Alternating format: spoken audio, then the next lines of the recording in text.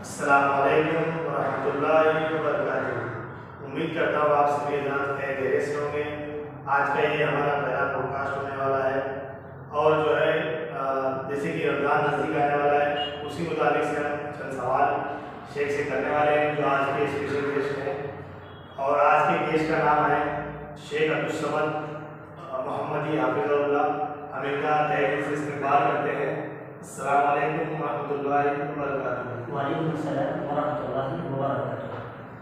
شیخ، ابھی جو ہے رمضان نزدیک آ رہا ہے، تو اس متعلق سے کچھ سوال ہے جو آپ سے کرنا ہے۔ امید کرتا ہوں اس صحیح حدیث میں آپ ان کے جواب دیں گے۔ سب سے پہلے سوال، فرض روزوں کی قضا کب کرنا چاہیے؟ اس کے بارے میں تھوڑا ہمارے آڈینس کو۔ السلام علیکم ورحمۃ اللہ وبرکاتہ۔ جیسا کہ ابھی آپ لوگوں کے سامنے ایک سوال ذکر کیا گیا کہ فرض روزوں کی قضا کب کرنا چاہیے۔ دیکھیے، فرض روزوں کی قضا آنے والے رمضان سے پہلے ہم کب بھی کر سکتے ہیں۔ یعنی ایک رمضان گزر گیا جس کے آپ کے روزے قضا تھے، اب دوسرا رمضان آنے والا ہے، ان دونوں کے بیچ کا جو گیپ ہے، 11 مہینے کا جو گیپ ہوتا ہے، اس گیپ میں آپ کبھی بھی وہ قضا روزے رکھ سکتے ہیں۔ دلیل کیا ہے؟ دلیل یہ صحیح بخاری یا صحیح مسلم کی یہ حدیث ہے، جس کی راوی حدیثہ جو ہے وہ حضرت عائشہ رضی اللہ عنہا ہے۔ آئیے میں آپ کے سامنے وہ حدیث بھی ذکر کرتا ہوں کہ عن عائشہ رضی اللہ عنہا قالت كان يكون على الصوم من رمضان فما استطيع ان اقضيه الا في شعبان۔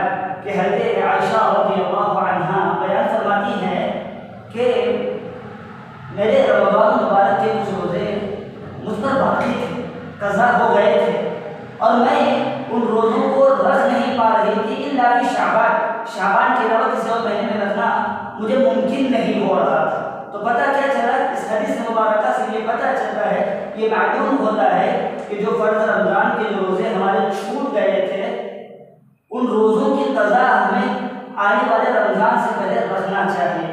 اس حدیث مبارکہ سے یہ پتہ چلتا ہے۔ لیکن آج ہم اپنے معاشرے میں دیکھتے ہیں، سوسائٹی میں دیکھتے ہیں، بہت سارے لوگ ہیں جو جتنے رمضان کے روزے رکھ لیے اب بھول جاتے ہیں، اب رمضان آتا ہے اس میں جتنے رکھنا تھا رکھ لیتے ہیں، بھول جاتے ہیں۔ ایسا نہیں ہونا چاہیے، کیونکہ اسلام کی جو بنیادی ارکان ہیں وہ کتنے ہیں؟ وہ 5 ہیں۔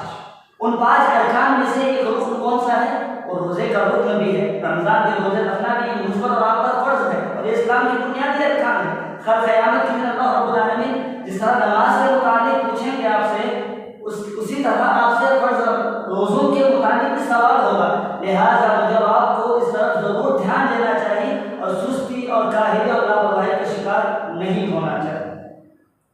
جزاک اللہ خیر۔ بڑھتے ہیں اپنے دوسرے سوال کی طرف۔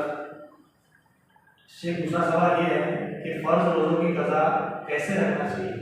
ہاں، جیسا کہ آپ لوگوں نے ابھی یہ سوال سنا کہ فرض روزوں کی قضا ہمیں کیسے رکھنا چاہیے۔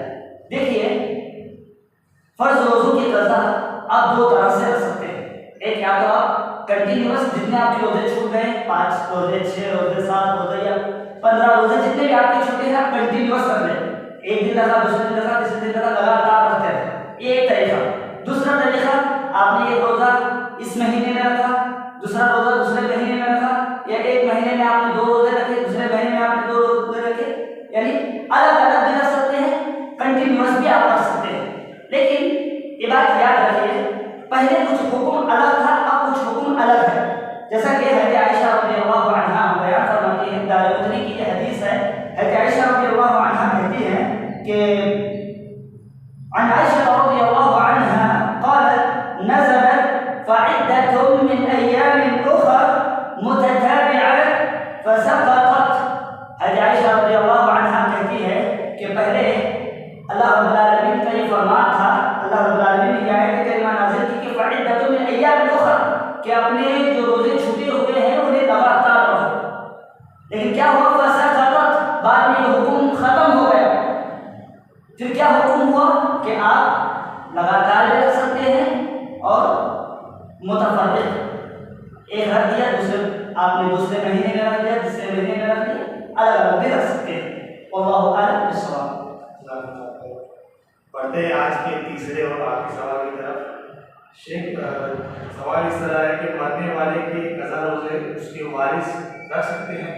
जी, आप लोगों ने अभी एक सवाल सुना कि वो ये कि अगर कोई शख्स का इंतकाल हो गया है, किसी शख्स का या फिर किसी ऐसी औरत का इंतकाल हुआ जिसके बच्चे हैं, यानी माँ का इंतकाल हुआ या बाप का इंतकाल हुआ, अब उनके वारिस उनकी तरफ से रोज़ा रख सकते हैं क्या?